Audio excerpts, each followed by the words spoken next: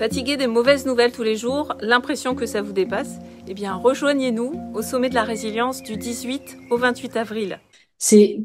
D'abord, c'est surtout avoir une relation différente au vivant, parce qu'on a une compréhension qui est souvent faussée. Donc, c'est vraiment comprendre les fondamentaux. Et ensuite, il y a une application sur le terrain de plus en plus efficace et qui donne des jungles complètement délirantes en quelques mois sur des terres qui sont très abîmées. C'est vraiment incroyable. En fait, la syntropie, c'est quoi? C'est juste magique. C'est la définition parfaite, c'est Harry Potter en vrai. C'est vraiment incroyable. Donc, le principe de la photosynthèse, le gaz qu'on trouve dans l'atmosphère est 1% d'eau à peine, pour créer de la masse, pour créer de la richesse, en fait. C'est absolument incroyable. À partir de ça, la photosynthèse, elle est responsable de toute la création du sol depuis des millions d'années, des milliards d'années.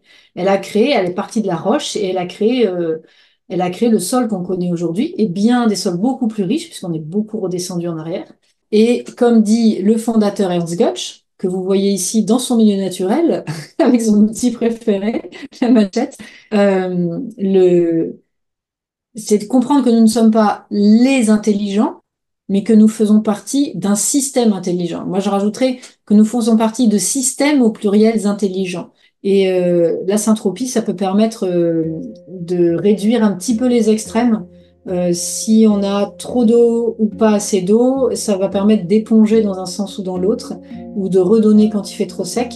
Sachant qu'évidemment, si on a 2 mois à 50 degrés ou 2 mètres d'eau en 24 heures, bah forcément, ça risque d'être abîmé quand même, hein. Ça, il y a pas photo.